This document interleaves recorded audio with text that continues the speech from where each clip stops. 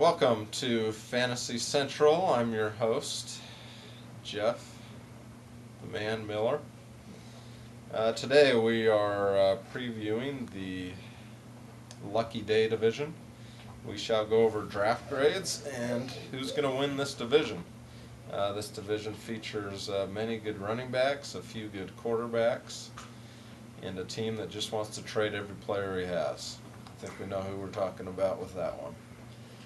But to start off, let's go with the team that's going to take fourth in this division. That's going to be the Cannon Colts. The Cannon Colts, what can I say? A draft grade. Can't give you a very good draft grade if you're not even there for the draft. We have an owner that did not know how to get on and draft, the only one that didn't know how to do that. Probably wanted to take Peyton Manning, which would have been a bad pick in the first round. So we got Jones-Drew, which he actually had a pretty good draft, only because the computer picked it.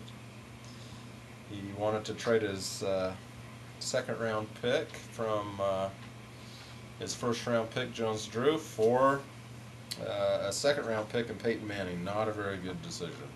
Luckily the vote didn't go that way. But we see the Colts as struggling due to their owner's lack of commitment to win. So they get the Detroit Lion Award for early in the season. Third, the team that's going to take third in the division would be Juicy Lucy. Yes, he does have Tony Romo, and he did get Brandon Jacobs. But his two backup running backs, Ward and Lewis, are questionable third round running backs, and he has to have one of them as number two.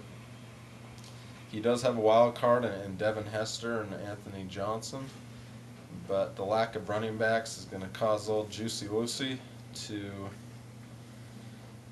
take third in this division, and I see the Colts as maybe even challenging for that spot. And I'm afraid this division is a two-horse race. We have the Beavers and Victoria's Secret. You know, slight edge to Secret in this, just due to the fact that Victoria's Secret is a trade guru. Almost pulled off the trade of the year in the first day. But we have the Beavers. The Beavers are going to take second in this division, and few mistakes by the Beavers.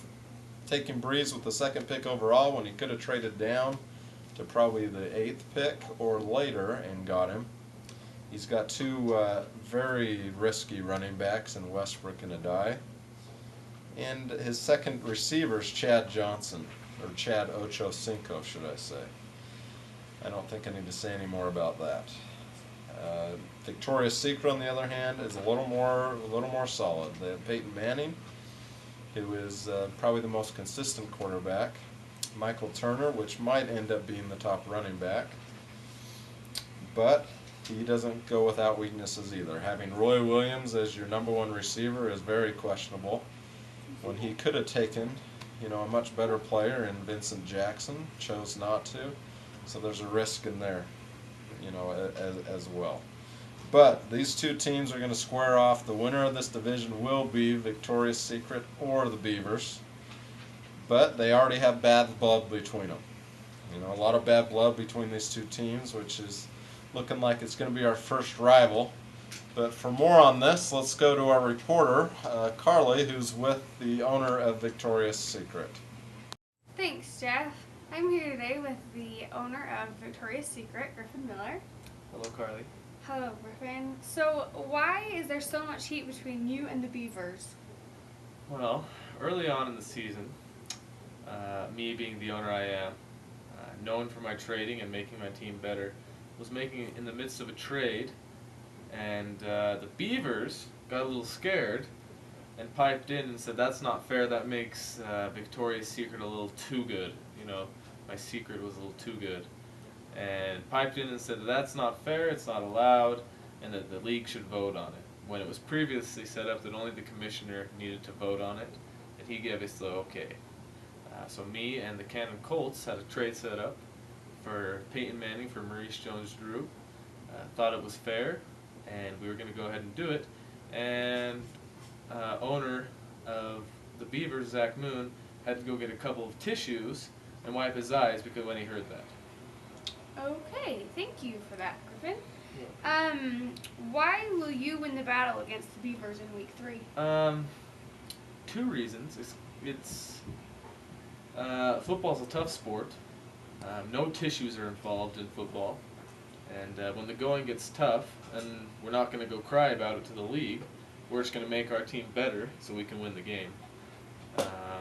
And then also, I think we're a little more talented. You know, our running game, you know, you need good running backs in fantasy football, and we have them. And we're tough, and we don't go get tissues. And when people make trades, we don't cry about it. Okay, well, thank you for that. That's the end of our interview. Okay, thank you, Griffin, and back to you, Jeff. Well, there you have it. We haven't had a rivalry like this since Nancy Kerrigan and Tanya Harding. Moon, he actually was not available to be interviewed, but he did send a message to me in response to Victoria's Secret's comments in the interview. You know, and what he told me in response, kind of a message to Victoria's Secret was, I might be a baby, but I want to know what weed Griff has been smoking that he thinks that trade is fair. He just wants to go through, he just wants the trade to go through because he knows that he's going to get smashed all season if it doesn't go through. So there we have it. We have a rivalry. And week 3 they square off, which we're all going to be looking forward to. In this division, the Lucky Day division is going to be a 2-horse race, and it's going to come down to those 2 teams. And I see it playing out, being very heated, and I wouldn't be surprised if they meet each other in the playoffs as well. But there you have it. That's the division preview. Stay tuned. Next time we'll be going over the Dusty Bottoms division. Division that features a pretty young rookie and some talented teams as well. So stay tuned. That'll be on probably Sunday night. Thank you and good night.